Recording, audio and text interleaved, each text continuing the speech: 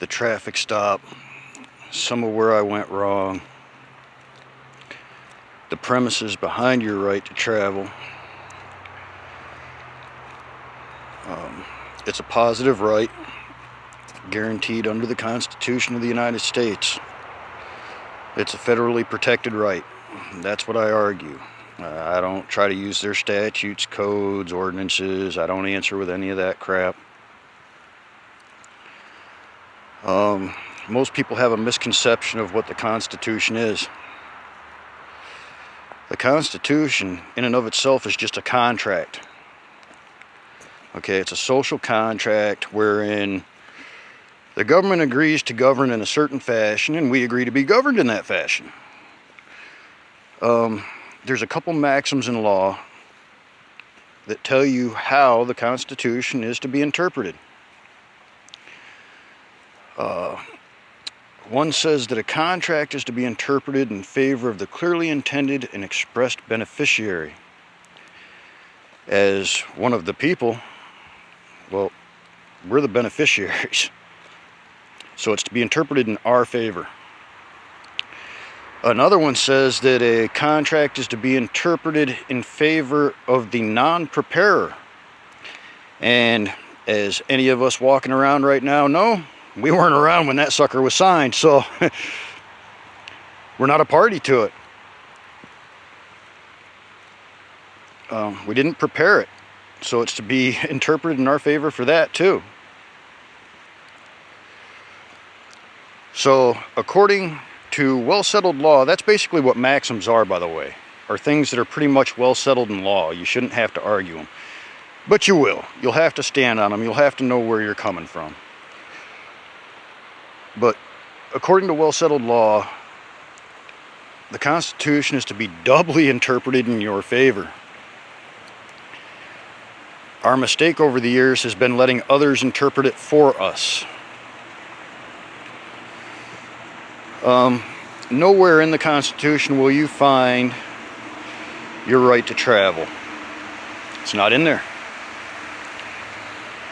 But I can show you over and over where the Supreme Court says that your right to travel is a liberty right. It is your right under your liberty, your freedom, freedom of movement, freedom of locomotion, your right to go where and when you want, as long as you're not messing with anybody else. It's very well settled, okay? Now there's oodles and oodles of Supreme Court rulings that talk about your right to travel, your right to locomotion, etc., etc. The one I like to use is Shapiro versus Thompson. It says the right to travel in the people is so inherent that it need not even be mentioned. So it is a positive right. The Supreme Court of the United States agrees that it's your right. So this isn't something that you're just pulling out of thin air and saying, oh, well, I got the right to go where and when I want, as long as I'm not hurting anybody else. No, the Supreme Court agrees with you. Well, the way rights work, okay, Miranda versus Arizona says that where a right protected by the Constitution is involved, it can't be abrogated. That simply means that it can't be taken away. Ever. Period.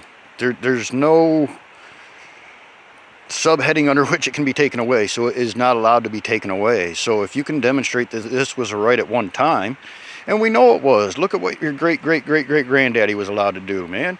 He'd run back and forth where and when he wanted. He'd hitch up the team to the sled or the wagon, whatever, throw the family in the back and go to town when he wanted. You know, that's his private business. All this driving crap is commercial.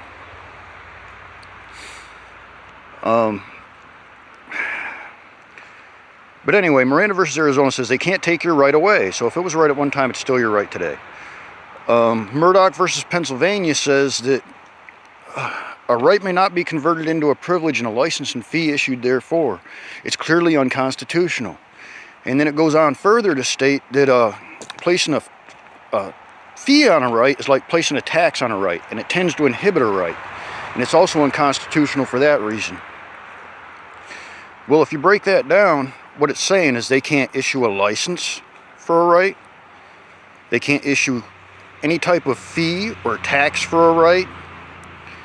And they're not allowed to do anything that would tend to inhibit the free exercise of your right.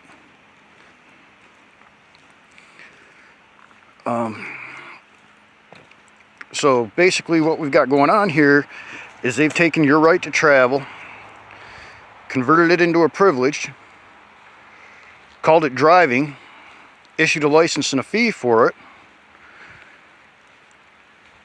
which is clearly unconstitutional per Miranda versus Arizona and Murdoch versus Pennsylvania. Article 6, Clause 2 of the Constitution says basically that this Constitution and the laws and treaties made in pursuance thereof, that means they're made in pursuit of the ideals of that Constitution. Okay, so this Constitution and the laws and treaties made in pursuance thereof shall be the supreme law of the land. Supreme, the utmost, the top. Nothing else trumps it, okay?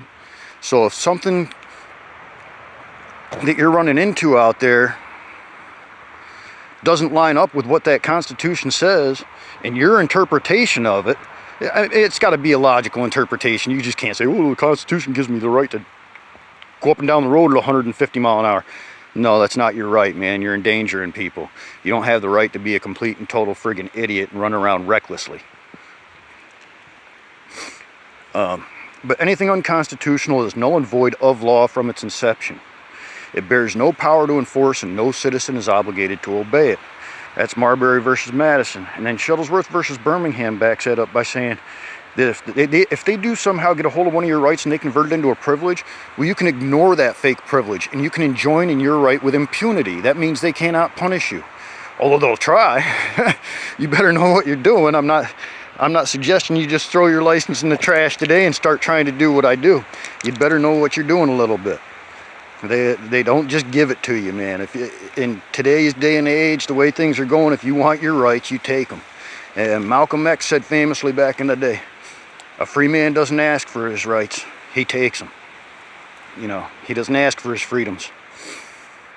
But you just got to understand that your rights end where another man's begins. And his rights end where yours begin. Nobody has any authority within your rights as long as you're not harming anybody else. So that's all about all I've got on that for right there. Now for the traffic stop, I messed up.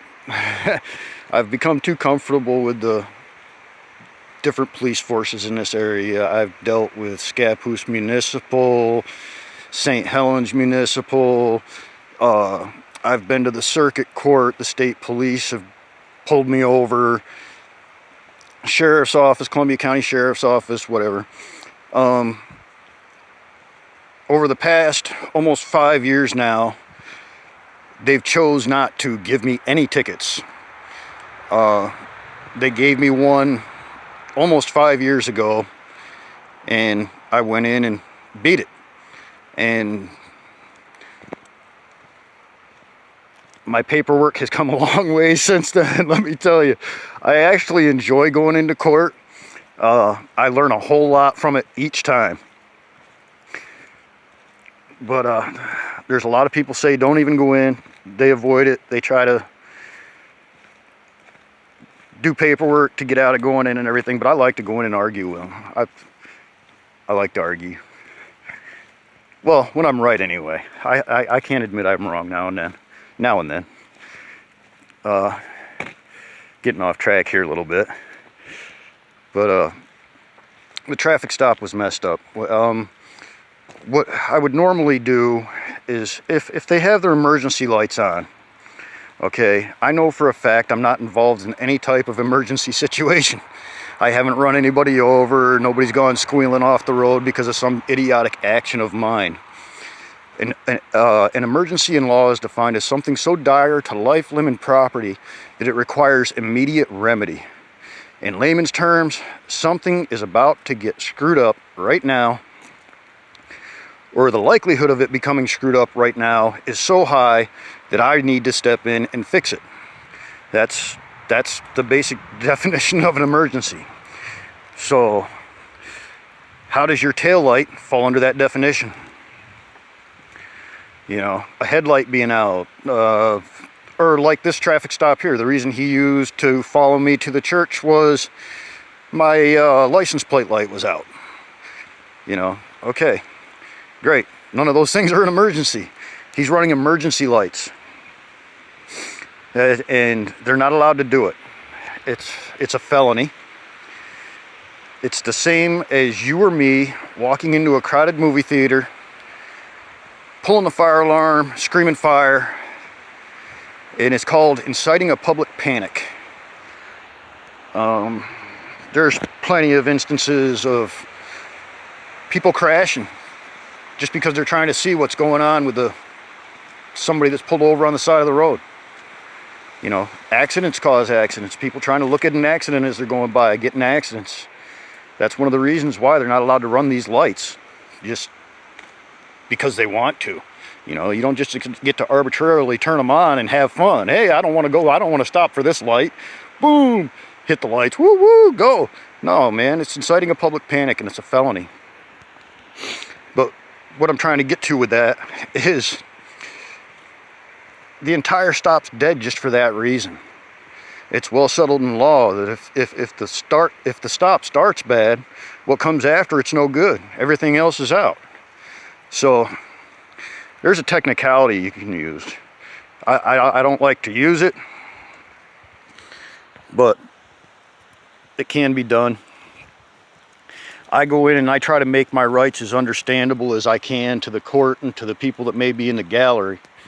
I don't go in screaming about the name. Yeah, there's something screwy with the name. Some type of entity that they've created, whatever, this all caps name. I don't go there. It just sounds friggin' crazy. Okay? You got to present yourself to the court and to the gallery in a way so that when they go off, they look stupid.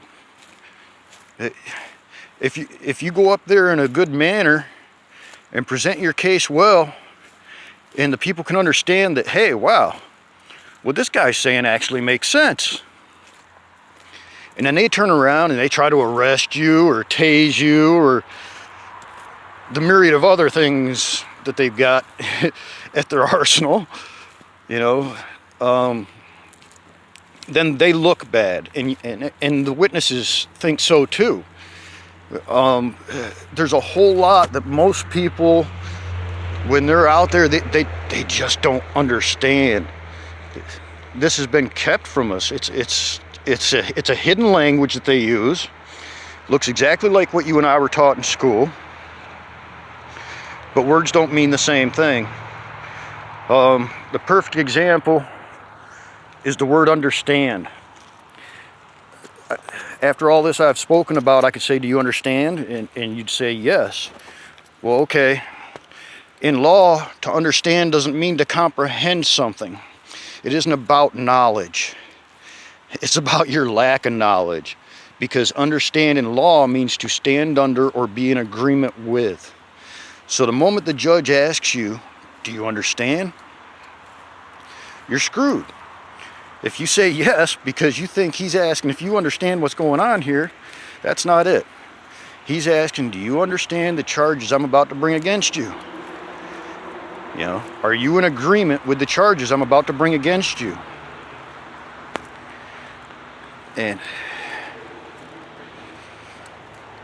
it's a ploy to gain jurisdiction where there is none.